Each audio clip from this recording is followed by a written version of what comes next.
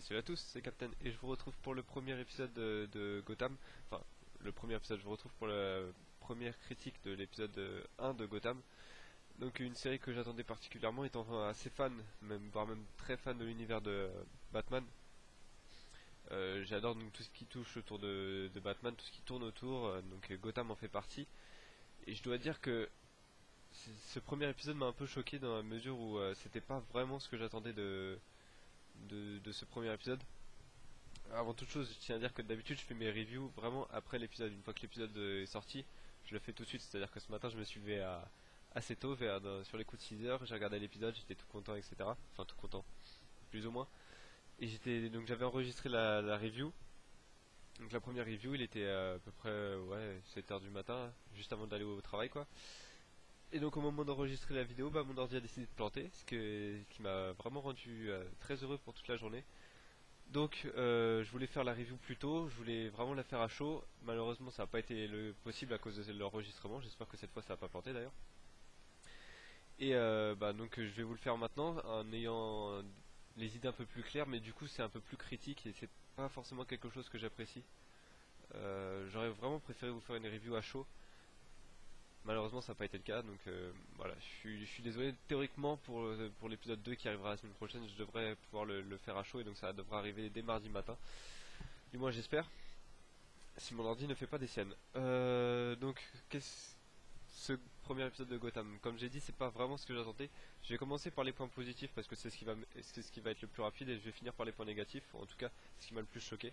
Donc les points positifs, l'ambiguïté de certains personnages est bien présent et bien mis en avant. On a notamment le partenaire de James Gordon, qui est Harvey Bullock, qui est vraiment ce flic pourri, mais qui en même temps, on sent qu'il va s'attacher à James Gordon. Et ça, je trouvais que c'était vraiment pas ça. Pardon, vu que je me suis levé tôt et il est assez tard, je suis un peu fatigué. Et donc, je disais James Gordon enfin, Harvey Bullock va s'attacher à James Gordon, et ça j'ai trouvé que c'était assez sympa à voir. On sent qu'il va, et que même si James Gordon le fait chier parce que il il l'empêche de faciliter son travail, c'est-à-dire que un travail facile, oui facile,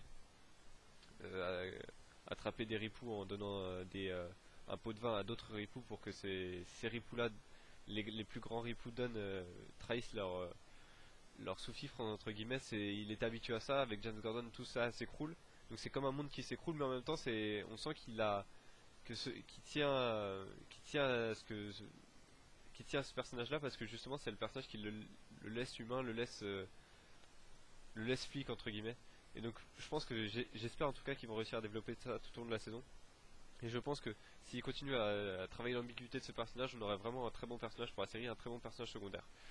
L'ambiguïté également de Falcon, je crois que c'est le père, oui, vu la tête du personnage, je pense que c'est le père. Je sais pas si on aura le droit au fils Falcon ou à toute la famille.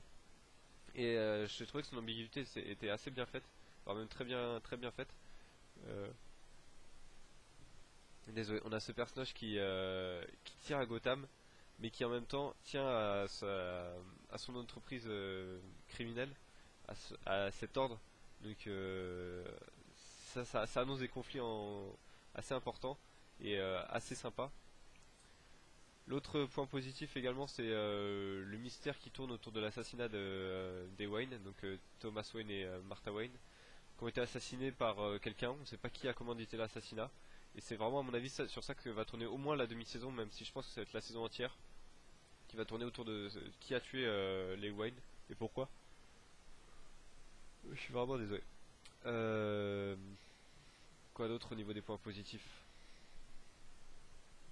C'est pas bon signe quand j'ai du mal à en trouver comme ça. Ah si, il y a le côté fan service de Gotham, c'est-à-dire que de Batman. C'est-à-dire que si vous aimez Batman, vous allez voir les origines. Enfin, cet épisode promet que durant la saison 1, vous allez voir l'origine de quasiment tous les vilains. D'ailleurs, ça me fait penser, je suis un peu en clair-obscur là, je ressemble un peu à double face. Donc on a la promesse de voir Poison Ivy se développer, même si elle m'a l'air très jeune pour se développer. Poison Ivy, elle a aux alentours de 10 ans je pense. Ça me paraît vraiment très très jeune. On a Catwoman qui va être développée forcément, déjà rien que le deuxième épisode s'appelle Selina Kyle. On a Oswald Cobblepot qui est d'ailleurs très très bien joué, d'ailleurs j'ai vraiment trouvé que c'est comme ça que j'imaginais l'origine. Et c'est désormais comme ça que j'imagine Oswald Cobblepot, les origines de Oswald Cobblepot et sa transformation en pingouin. C'est vraiment comme ça que je l'imagine. Et du coup ça a éclipsé les origines de Batman le défi, je crois, où c'était où on voyait Cobblepot recueilli par des pingouins. Là je préfère vraiment ces origines là où il est sous-fifre de quelqu'un à la base et en fait c'est son ambition qui le fait descendre et puis après qui le fait qui l'envisage à vraiment changer complètement sa vie et devenir un peu cette créature répugnante, notamment au moment, attention spoiler, au moment où il tue ce pêcheur qui n'avait rien à qui n'avait rien à qui ne lui avait rien fait quoi, qui ne lui avait pas porté préjudice et en fait il le tue juste pour bouffer un sandwich et en plus il le bouffe comme un crade quoi, comme un SDF, comme une bête et je trouvais vraiment que c'est l'acteur en plus il est vraiment extra. C'est un très très bon point positif, le casting est vraiment très bon. Contrairement à celui de James Gordon, en tout cas pour l'instant j'ai vraiment du mal à voir cet acteur là en James Gordon. C'est surtout que le fait que pour l'instant James Gordon est peut-être troublant. Dans les comics il a toujours cette sans être gris vraiment, il a toujours il a des défauts alors que là pour l'instant il a quasiment aucun défaut. James Gordon il est aimant, enfin il est attentionné avec sa femme, il est à fond sur la justice, il promet des choses à Bruce Wayne et il va s'excuser quand il les tient pas, etc. Euh, il hésite pas, il est courageux parce qu'il hésite pas à aller voir les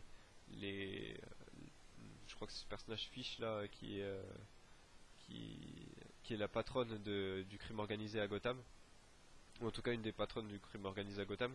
Donc je trouvais qu'il était troublant à la limite, je préférais qu'il ait des défauts, quitte à ce que ce soit une réécriture. Ouais, en fait, voilà, c'est ça que j'aimerais bien de Gotham, c'est que ce soit une sorte de réécriture du mythe Batman, qui respecte pas forcément les comics, parce que une série télé qui respecte à fond les comics, ça marchera pas, parce que y a pas de, il y aura pas d'effet de surprise, il y aura pas de surprise, il y aura pas de tension, parce on sait ce qui va arriver. Par exemple, dans cet épisode, il y a Harvey Bullock et James Gordon qui sont pris en otage, mais on sait très bien qu'ils vont résister. Donc ça, la tension, elle était à zéro pour moi. J'ai pas eu peur une seule seconde pour eux. J'ai même pas tremblé, j'ai même pas eu un petit frisson en voyant qu'ils étaient chez un boucher. Je me suis demandé bon bah qui va arriver pour les sauver. C'est vraiment ça. Quitte à suivre les comics, j'aimerais bien qu'ils partent dans une sorte de ligne directrice, un peu comme le fait The Walking Dead, qui n'hésite pas à prendre des grosses libertés sur le comics pour surprendre justement. Et parfois c'est même au-delà des comics, c'est une meilleure écriture. Il y a des erreurs que le comics a fait que la série ne fait pas du coup. Et je pense que Gotham devrait faire ça, s'appuyer sur le comics mais pour en ressortir plus fort. Et je pense que quitte à réécrire le personnage de James Gordon, quitte à réécrire les origines de Batman, pourquoi ne pas réécrire également le personnage de James Gordon. Je veux pas qu'il devienne lâche ou quoi que ce soit, mais je sais pas, qu'on apprenne qu'il ait déjà trompé sa femme plus d'une fois par exemple, parce qu'il le fait dans les comics, c'est dans Batman Year One je crois, donc première année, où on apprend il l'a trompé avec une membre de son escouade. J'ai l'impression en fait dans ces premiers épisodes que Barbara Gordon, donc sa femme, a un passé plus lourd que lui. Et je trouvais ça vraiment dommage. Pareil, l'introduction de l'épisode est assez bizarre, c'est-à-dire que pour une série qui va être centrée sur James Gordon, on nous fait l'introduction de la série, donc du premier épisode et donc de la série via Selina Kyle. Là j'ai vraiment eu l'impression de me retrouver dans l'épisode 2. L'épisode 2 s'appelle Selina Kyle, et donc en voyant les premières images, je me suis dit, je me suis pas trompé d'épisode là. J'ai vraiment eu l'impression d'être dans l'épisode 2, ce qui est pas forcément une bonne chose. Quitte à suivre James Gordon, autant le faire jusqu'au bout. C'est-à-dire, pourquoi ne pas avoir fait une ellipse temporelle sur James Gordon qui passe les épreuves de sa vie. En ellipse temporelle, on le voit, apparemment il a été à la guerre, il a été agent rural, c'est-à-dire il a été policier de rue, agent de circulation. Pourquoi ne pas montrer ça? Pourquoi ne pas montrer comment il a gravi les échelons? Ça aurait été beaucoup plus sympa de voir que Selina Kyle arrive à voler des gens dans la rue comme ça, sans que personne la rattrape, à voler des bouteilles de lait qui font limite la moitié de sa taille, mais elle arrive à les voler tranquille, etc., sans que personne ne lui dise rien. Elle les vole pleines, elle en ressort un tout petit bout, etc. C'est des défauts qu'ils auraient pu éviter à mon avis en montrant des ellipses temporelles, et quitte à... Je pense qu'ils n'ont pas voulu montrer ça parce que... ils n'ont pas voulu montrer, notamment quand James Gordon est à la guerre, parce qu'il a dû faire des choses qu'il regrette. et ils réservent ça pour un épisode plus tard, peut-être dans la saison 1 ou dans la saison 2, mais je pense que montrer des ellipses temporelles justement ça n'aurait pas gâché cet effet de surprise là. Heureusement, contrairement, on aurait dit lorsqu'on aurait vu l'épisode qui va forcément arriver au moment où James Gordon aura un flashback de ses souvenirs à la guerre. Si on avait eu une présentation où on le voyait à la guerre, justement, on pouvait s'imaginer, on pourrait se dire ah oui, c'est vrai, il a été à la guerre, etc. Alors que là, quand ça va arriver, on va se dire mais il a été à la guerre, je me rappelle pas. Donc voilà, c'est vraiment ça que je trouve dommage. Euh, Autre reproche, c'est le fait que la série est filmée assez bizarrement, notamment les scènes de course-poursuite entre James Gordon et Mario Pepper, donc le père de Poison Ivy. J'ai trouvé que cette scène de course-poursuite a été vraiment très étrange, plutôt mal filmée. Ils ont essayé de donner de la vitesse, mais de la mauvaise façon, c'est-à-dire qu'il y a ce plan que je trouve vraiment pas pertinent dans une scène, dans une série dramatique ou dans un film dramatique, dans une œuvre dramatique. C'est ce plan où la caméra est sur une sorte de harnais qui est et donc du coup filme le visage comme ça de Gordon en contre-plongée. On le voit courir, etc. Je trouve que cette scène passe nickel dans des films comiques. Je pense qu'il y a une scène comme ça dans notamment si vous l'avez vu, un très bon film des Robins des Bois. Il y a une scène comme ça dans je crois qu'il y en a une peut-être dans les 11 commandements. Enfin, vous voyez, c'est ce genre de scènes qui pour moi sont plus. Ce genre de façon de filmer colle plus à un truc comique, euh, léger plutôt qu'à un truc dramatique. Et là, voir Gordon comme ça m'a tout sauf immergé dans la course poursuite. Et ces deux ou trois plans, ça dure pas très longtemps, mais ça m'a vraiment sorti complètement de la course poursuite. Et j'espère qu'ils vont changer de réalisateur ou que le réalisateur changera ses idées parce que cette scène est plutôt mal filmée et la scène sur laquelle j'allais le plus juger la série, je pense, au niveau artistique, c'est la scène du meurtre des Wayne qui est très mal filmée. J'ai pas compris vraiment. La scène est ni trop rapide ni trop lente, je saurais pas comment la caractériser, mais en tout cas elle est vraiment pas bien faite. On voit notamment, je sais pas si c'est le fait qu'on voit pas le visage de l'agresseur qui fait ça, mais il y a quelque chose qui allait pas dans cette scène. Il y a tellement de choses qui vont pas que je peux pas en choisir une. Peut-être le fait que les les coups sont pas résonnants, c'est-à-dire que on a l'impression que c'est un coup de feu mais anodin alors qu'en fait ça les tue vraiment. Le résultat est plutôt choquant parce il y a quand même beaucoup de sang dans une scène et surtout qui pour une scène, je pense que cette série va pas forcément être destinée à un public très âgé. Donc il y a quand même beaucoup de sang pour une série entre guillemets teenager, même si je pense que il devrait viser un peu plus haut que le teenager. Mais quitte à choquer, j'aurais préféré que ce soit que lorsque les coups de feu soient tirés, j'aurais préféré que l'action se concentre sur le visage de Bruce Wayne qui voit vraiment ces deux idoles, ces deux parents mourir vraiment sous ses yeux. Et j'aurais préféré qu'il se passe ça, qu'on voit ça plutôt que. Enfin, j'ai vraiment trouvé que la scène était vraiment bizarre et ça m'a pas du tout donné confiance en cette série. Donc pour l'instant, le plus gros défaut, c'est ce problème de,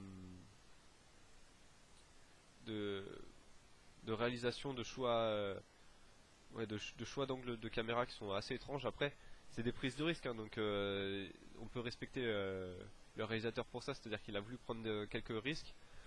Pour... Moi, ça n'a pas pris. Après, peut-être que vous avez apprécié. Si c'est le cas, n'hésitez pas à me dire dans les commentaires, mais moi, ça m'a vraiment choqué ce genre de scène. C'est des petits défauts, hein, mais quand vous avez une expérience, une petite expérience du cinéma comme moi, ça choque un petit peu quand même. Deuxième, enfin un autre point de reproche notre reproche que je pourrais faire, j'avais dit que James Gordon était trop blanc.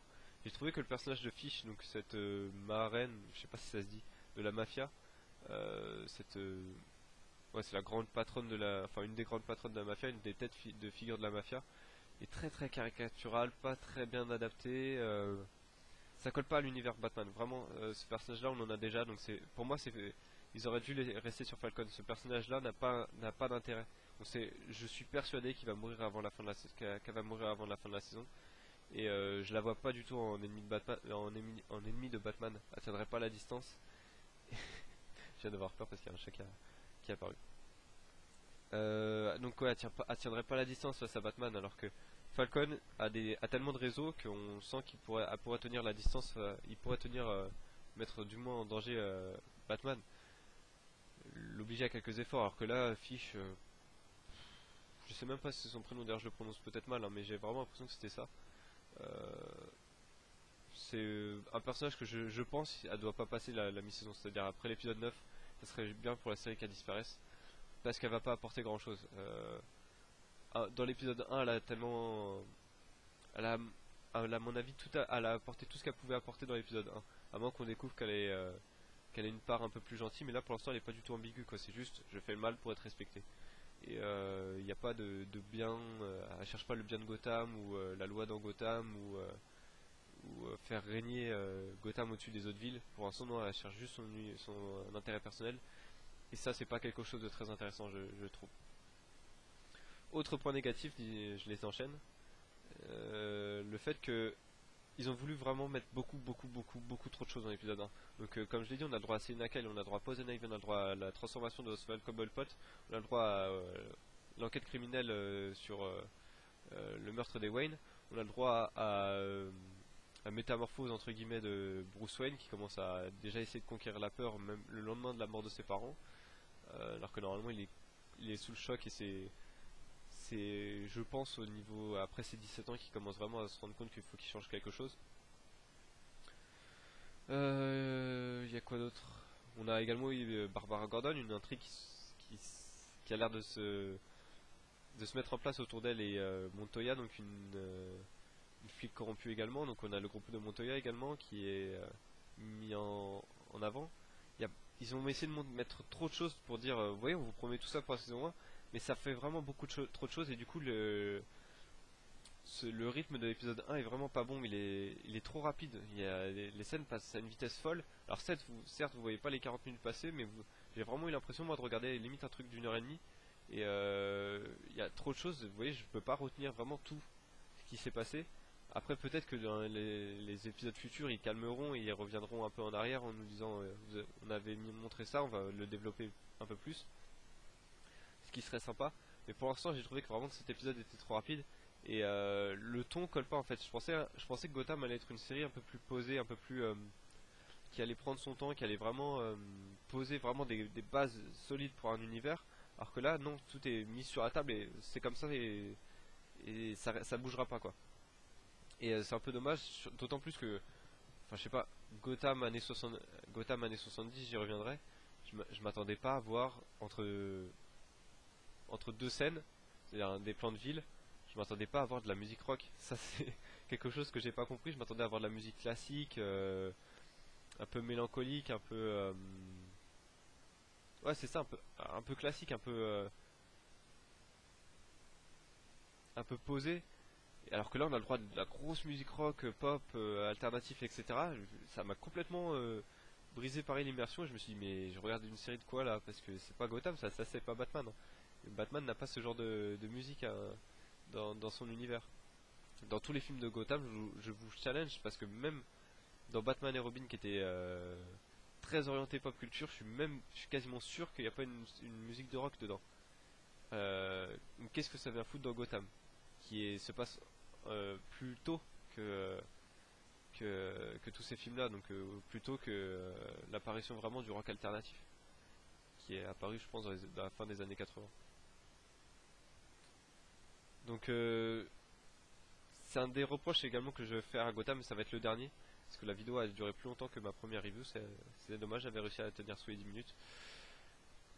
Voilà pourquoi je préfère quand c'est à chaud. Euh, L'univers de Gotham, j'accroche pas du tout. Ce Gotham là, je comprends pas ce qu'ils ont voulu faire, c'est à dire que j'ai vraiment l'impression encore une fois qu'ils auraient dû réécrire le mythe de Gotham. Ils ont vraiment voulu coller à la chronologie, notre chronologie, c'est à dire qu'ils veulent que Batman apparaisse à mon avis en 2014 lorsqu'il apparaîtra dans la série. Or je pense que ils ont prévu au moins 5 ou 6 saisons, donc la série on sera en 2019 voire 2020. Je m'avance très loin dans le futur, mais pourquoi ne pas avoir fait un Gotham des années 2000? Je comprends pas pourquoi ils ont voulu absolument s'obstiner sur ce Gotham des années 70, parce que ça colle pas du tout. En plus ça leur pose problème au niveau budgétaire, parce que on le voit tout au long du premier épisode, tout le monde a la même voiture. tout le monde a cette vieille voiture des années 70 qui, enfin qui a, ça a aucun sens de voir que que cette voiture qui a que cette voiture. Et en plus, vu que Gotham est plongé dans les années 70, au niveau des décors, ils ont un problème parce qu'ils peuvent pas montrer. À mon avis, ils ont essayé de tourner, ils ont tourné à New York ou une ville un peu, une mégalopole un peu comme ça, donc qui est très moderne aujourd'hui. Donc ils sont obligés de se restreindre au niveau de certains décors. Alors certes, certains décors passent. Donc il y a notamment les ruelles où le meurtre des Wayne a lieu. Ça passe, mais les plans d'ensemble sur la ville, je suis désolé, mais il y a tellement de fumée, tellement de buildings, etc.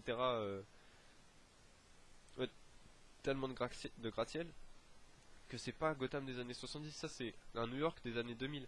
Et je pense il aurait été plus logique pour eux de rester dans un Gotham des années 2000, quitte à ce que Batman apparaisse en 2020, ça aurait pas été un problème. Ils peuvent réécrire le comics, ils peuvent adapter. C'est une adaptation, c'est pas une, enfin oui, c'est pas une interprétation, c'est une adaptation. Ils peuvent réécrire le mythe de Gotham, de Batman. C'est personnellement ce que j'attendais de cette série. Et là, ils se sont, à mon avis, énormément, ils se sont tirés une balle dans le pied parce que maintenant, il faut que tout colle au au niveau de l'univers. Et déjà, dès le premier épisode, ça collait pas les plans d'ensemble sur la ville, ça collait pas. Le port, ça faisait, enfin, c'est trop propre pour être années 70. Il y a trop de couleurs pour être années 70. Et pareil, les études balistiques, je pense qu'elles n'étaient pas aussi précises en années 70. Ils savent très précisément à quel calibre a été tué les Wayne. Dans les années 70 voire 80, ça m'étonnerait beaucoup que ce genre de choses se soit fait aussi facilement. Euh, voilà, enfin, je m'attendais même limite à voir James Gordon pas sortir un portable lorsqu'il parlait à Bruce Wayne, quoi. Pour moi, ça aurait été vraiment dans l'air du temps et ça aurait été beaucoup mieux de voir ça plutôt que de se forcer à plonger Gotham dans les années 70 parce que le niveau budgétaire ça va les plomber. Ça va vraiment tirer énormément sur leur budget parce qu'il va falloir qu'ils créent des décors à mon avis, il va falloir qu'ils tournent du coup en studio, il va falloir qu'ils peut-être changent de voiture au bout d'un moment parce qu'une voiture pour toute la série, pour tous les flics. Pareil le commissariat. Enfin, le commissariat, je pense qu'il m'a l'air vraiment petit, il m'a l'air vraiment assez rustre euh, pour être un commissariat bon, enfin je sais pas, j'aurais vraiment aimé que cette série soit placée dans les années 2000, au moins 90, alors que là on se retrouve dans les années 80, 70-80. Et niveau chronologie, à la limite, ça a peut-être été plus simple qu'ils mettent même la date Gotham, année 70 ou année Gotham, je sais pas quand ils ont été tués les parents de Bruce Wayne, ça devait être un truc comme. C'était en hiver donc c'était peut-être en décembre, donc j'ai dit une connerie, ça aurait été bien de mettre Gotham décembre 1980. Là on aurait dit ok, on est dans cette époque là donc je suis prêt à faire des sacrifices et comprendre que tout le monde ait la même voiture ou des choses comme ça. Alors que là, on sait pas à quelle époque on est. Donc on se dit, ouais, ils ont mis les voitures à tout le monde parce qu'ils pouvaient pas faire autrement. Et qu'il faut faire un aspect rétro, donc ça va passer par les voitures. Voilà à peu près tout ce que je voulais dire sur Gotham. J'étais pas mal critique. Si, il y a un autre point qui m'a assez choqué. On a le personnage d'Alfred qui est vraiment bizarre. Lorsqu'il arrive sur la scène de crime, donc il passe devant le corps de Thomas Wayne et Martha Wayne, il a pas une réaction. Il flanche pas, il les regarde même pas, il ferme même pas les yeux ou quoi que ce soit, non, il marche droit vers Bruce Wayne et voilà, c'est tout. Donc déjà ça, j'avais trouvé ça bizarre. Et quand James Gordon rend visite à Bruce Wayne, Alfred se permet de crier sur Bruce Wayne, ce que vous voyez jamais dans les comics, même quand il s'embrouille, même quand Alfred dit à Bruce qu'il a tort, notamment lorsqu'il est en Batman, etc., et qu'il devrait traiter les ennemis différemment ou prendre plus de repos, etc. Jamais Alfred ne crie sur Bruce, plutôt que de l'engueuler, il lui donne toujours des conseils. Alors que là, Alfred hurle vraiment sur Bruce Wayne et j'ai pas compris. Et je me suis dit, attendez, ils veulent que Alfred remplace Thomas Wayne ou ça se passe comment? Parce que il se permet même de faire des réflexions à James Gordon comme si en lui disant c'est pas un peu facile de s'excuser alors que vous avez échoué, etc. Jamais Alfred ne parlerait comme ça dans les comics. alors que tout est respecté par rapport aux comics. Ils se permettent de faire un énorme encart sur ce personnage là. Ça pour le coup je pense que c'est assez étrange et j'espère que ça va être corrigé dans les épisodes futurs, que Alfred dira dans un épisode, pourquoi pas 5 ou 6, que je suis désolé depuis la mort de vos parents, je suis un peu en dehors de mes pompes, etc. J'espère vraiment que faudrait qu'il fasse ça, parce que pour l'instant le personnage est beaucoup trop arrogant, beaucoup trop froid, beaucoup trop pas, peut-être pas parental, mais beaucoup trop punitif.